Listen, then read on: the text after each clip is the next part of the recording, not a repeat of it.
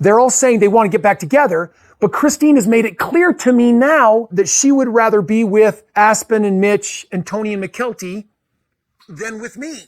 And Janelle is indicating by her actions that she would rather have the boys around than me. Kody's behavior in Season 16, the coronavirus era, is absolutely jaw-dropping. He's acting like a complete idiot, and I'm sitting here watching, flabbergasted, as he demands Janelle throw her kids out just so he can be with her. Like, seriously? He's shocked that Christine and Janelle want to spend Thanksgiving with their kids. Is that really so surprising, you narcissistic fool? Of course, they want to be with their kids. Kids should always come first, and frankly, that should be obvious to anyone with half a brain. Sure, love your partner, but your kids? You love them more. It's a no-brainer. Don't come between a mother and her children unless you want to see what happens when someone gets rightfully pissed off. Kody's basically a walking disaster.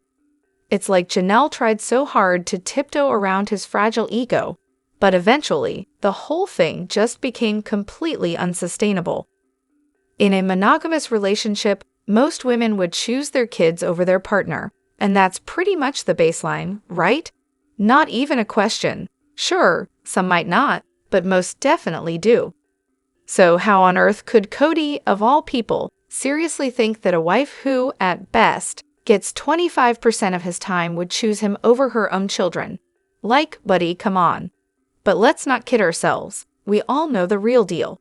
Kody wasn't dividing his time equally. He hasn't been for years, not even since Flagstaff. He's all about loyalty. But the truth is, he checked out of those relationships long before Christine and Janelle ever thought about leaving him. He could have ended things with the OG3 without destroying his relationships with his kids. But nope, he was too busy being a complete jerk to see that. And the best part? He literally told Janelle that she had to choose between him and her kids. Anyone who tries to manipulate someone into that kind of choice is guaranteed to lose. It's a power play, plain and simple, and it's just pathetic. If you're going to force someone to pick, don't be shocked when you're the one who ends up with the short end of the stick.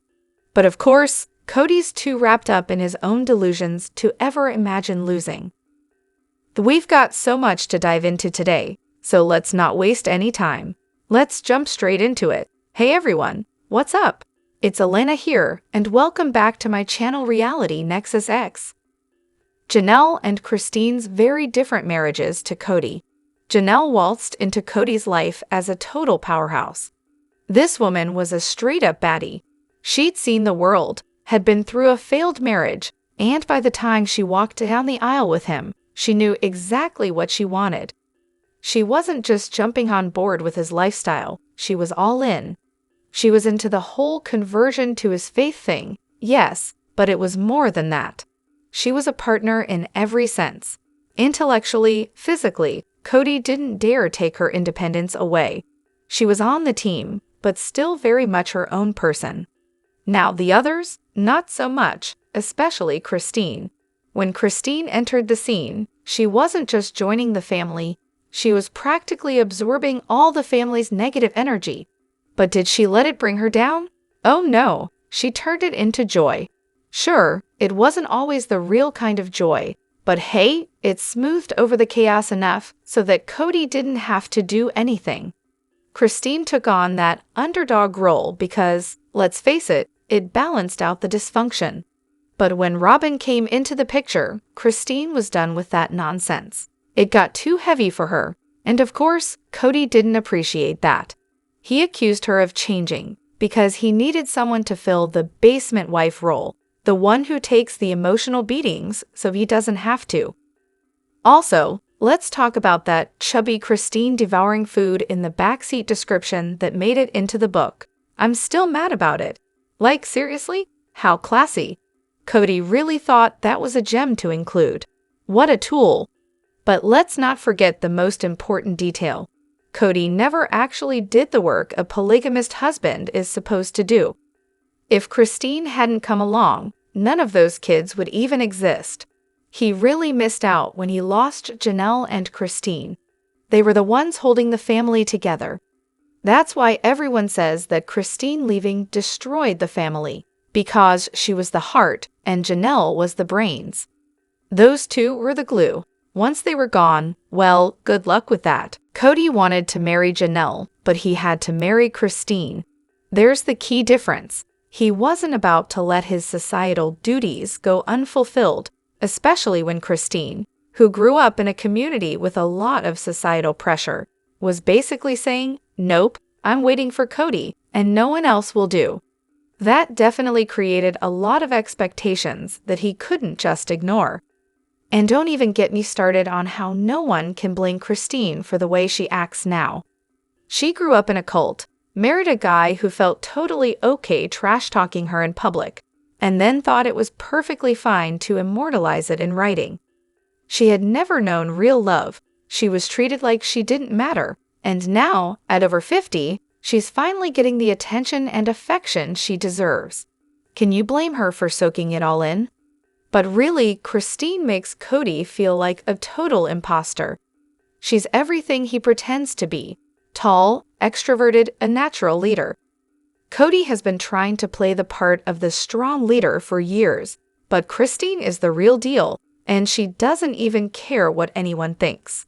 To a narcissist like Kody, that's just unbearable. It's not about the nachos, although let's pretend it is. It's about Christine living life with enthusiasm and confidence. He needs to punish her for that because her existence just screams, "I don't need you, and I'm still thriving." And let's not forget, Christine has 5 strong-willed daughters, a giant son, and a family that sticks together even when times get tough. To Kody, it's like every part of her life is a giant slap in the face. Her joy, her strength, her ability to thrive, it mocks him, and that's unforgivable in his eyes. Robyn, let's take a moment to reflect on all the incredible ways she helped out in the beginning. You know, just in case anyone forgot. Let's break it down, because some of us clearly need a reminder of her generosity. First off, there was the legendary moment when Robyn stepped in to comfort Kody by kissing him to calm him down during Christine's labor. A true act of selflessness, right? Because nothing says helping the family like a full-on kiss to soothe Kody's fragile ego. Then, there was her noble effort to prevent the children from developing bad eating habits by simply refusing to feed them. I mean, who needs food when Robyn's there to teach them the true meaning of discipline? The children should absolutely thank her for the lean, mean, fighting machines they've become today. Fast forward to the glory days of TLC money, where Robyn's sense of entitlement grew faster than her mansion. Kody, of course, dreamed of a massive house for the two of them, fully embracing his delusions of grandeur. Naturally, both he and Robyn got greedy and selfish, thinking the world, and their millions, owed them a mansion. Because why settle for reasonable, right? They could have rented a few townhomes or small apartments for the family. Could have been simple, practical, and actually provided the kids with opportunities to stay connected. But no. The solution? A sprawling tract neighborhood that, of course, none of the wives wanted to be seen in because privacy. The audacity. And let's not forget the cherry on top. Robyn's kids could easily have shared a bedroom in a 4-bedroom house, but instead, they had to have the whole thing to themselves. She's got the kids sleeping in her bed after all. The other wives, not as thrilled about their cozy new digs. Janelle was easygoing, sure. Christine's marriage was on the rocks, so of course she wasn't down for witnessing Robyn and Kody's private moments in the hot tub. And Mary, well, she was ready to do whatever. Kody, though, no, he couldn't just make a decision that worked for everyone. He couldn't just say, "Look, we're doing this temporarily." Instead, he let Robyn's ambition lead the way, and the rest of the family be damned. So yeah, Robyn really helped out in the beginning. At least that's what she thinks. Why did Mary cling to Robyn for so long? This season, it's clear that Mary knows exactly what a real friendship looks like. So now, after learning just how hurt she was by Robyn's total lack of effort, like not showing up for her mom's funeral, Janelle did, or staying in touch during coronavirus. And don't even get me started on Robyn's non-existent texts. How does one explain Mary's loyalty to her all these years? She was practically shaking when she told Robyn she wanted to move to Parowan. Why? She already knew Kody would be fine with it. Honestly, I always thought the reason was simple. Robyn was Mary's lifeline to Kody. If you upset Robyn, Kody would throw you into the bad sister-wife pile with Christine and Janelle. Robyn was Mary's ticket to hanging on as long as she did. Robyn was practically begging Kody to make things work with Mary, while Kody waited for some divine sign to tell him what to do. She was stringing Mary along, telling her she was working on getting Kody to see the value in their marriage again. But let's be real, Mary wanted to stay with Kody, and Robyn was the key to keeping that dream alive. But wait, there's more. While Robyn was busy begging Kody to try with Mary, she was also quietly telling him that Mary had to choose to leave. Classic Robyn, playing both sides. Oh, and let's not forget back in Vegas when the family started whispering, Mary is distant, and we're worried she's pulling away, all while Mary was dealing with that whole catfishing nightmare. Meanwhile, Robyn cheerfully remarked that it was awful, but it did give her and Christine a chance to bond. Because that's what matters, right? Robyn's been playing this push and pull game for a long time, folks. And then, let's talk about Flagstaff. The family practically guilted Mary into moving there, only to ghost her the second she arrived. Not just Robyn, all of them. Classic. Kody and Robyn, seriously. This new episode is an absolute train wreck. They're walking contradictions wrapped up in a mess of selfishness. Let's break this down, shall we? Kody wants Christine to break up with him as friends so they can maybe get back together later. Excuse me? You literally told the woman you weren't attracted to her. How's that for selfish? You want to keep the door open while acting like it's no big deal? What a joke. Kody's been telling Mary for decades that he doesn't love her, and he doesn't spend time with her, but now, out of the blue, he wants her to leave on friendly terms. Sure, that's totally realistic. Because who doesn't love being treated like an afterthought for years, right? And then there's the whole mess with the kids. Kody and Robyn don't even talk to them about what's going on, but then Ari, who wasn't even part of the family during all their struggles, hates Christine for leaving, and Kody's out here acting like that's some kind of loyalty. Yeah, a kid who's only hearing one side of the story is totally the expert on family dynamics. Makes perfect sense, not.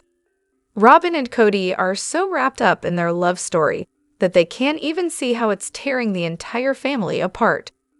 All that talk about wanting a poly family, and here they are, destroying it with their selfishness. It's honestly infuriating. Ari, she's just parroting what she hears at home, and Robyn thinks she's throwing Christine under the bus. But girl, you're really just telling on yourself. You're exposing your own insecurities and ridiculous narrative. And then Robyn, really wondering if she should mention the other siblings to her precious little ones. What? Yes, Robyn, they're siblings. Your children should absolutely know about their actual siblings. Are you for real? What are you smoking? I honestly think she didn't want to bring them to Logan's wedding because she knows if Saul and Ari reconnect with their other siblings, it completely destroys her narrative that no one accepts them.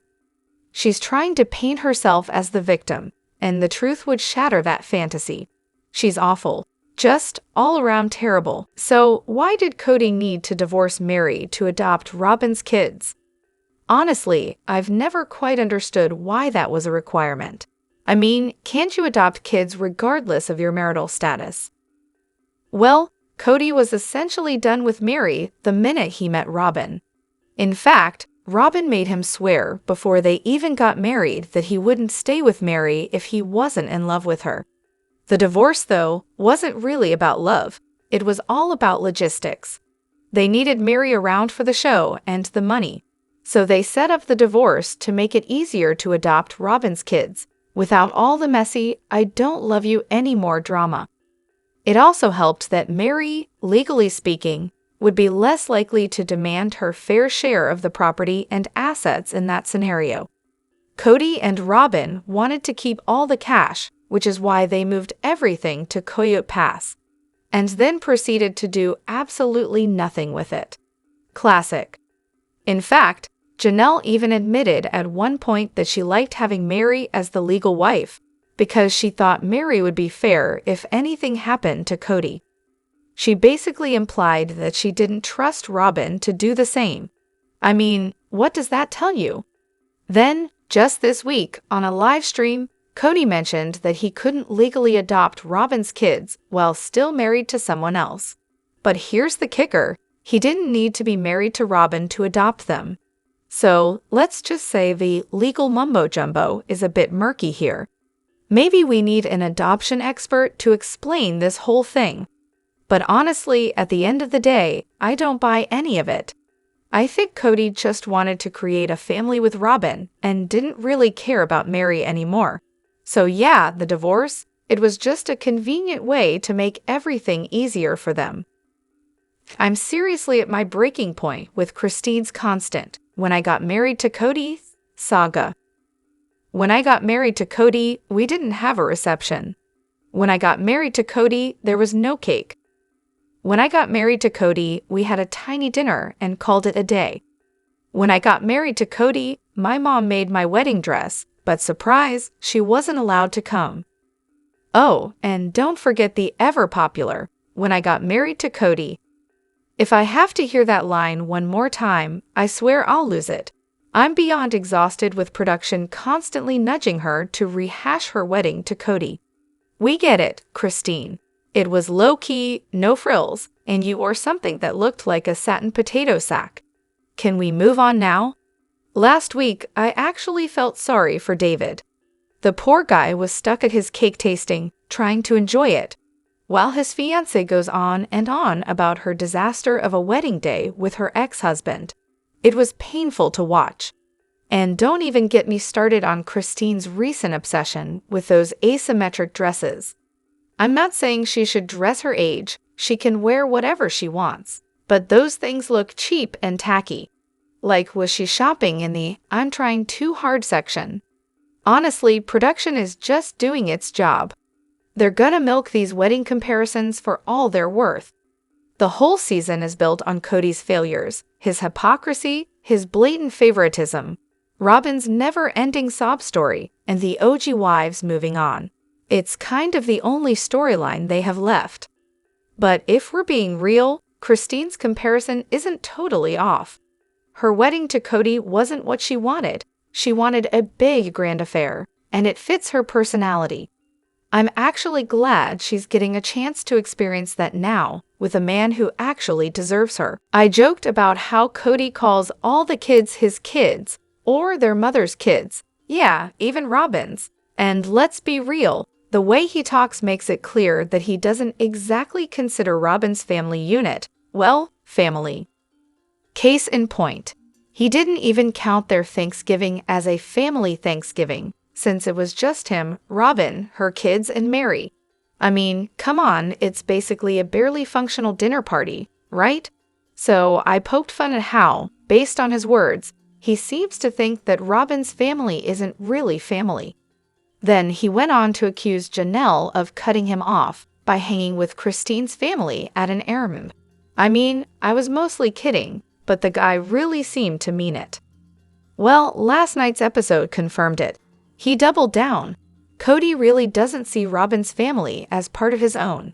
He straight up admitted it. He's married to Robyn, has kids with her, but it still doesn't feel like family.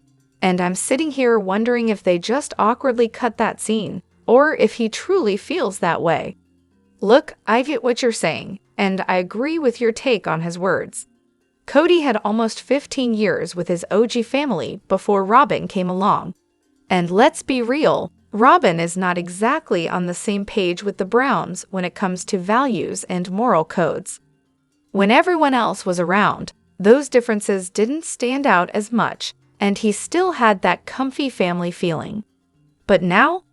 Well, with everyone else moving on, He's left looking around at his family, only to realize he doesn't recognize it anymore.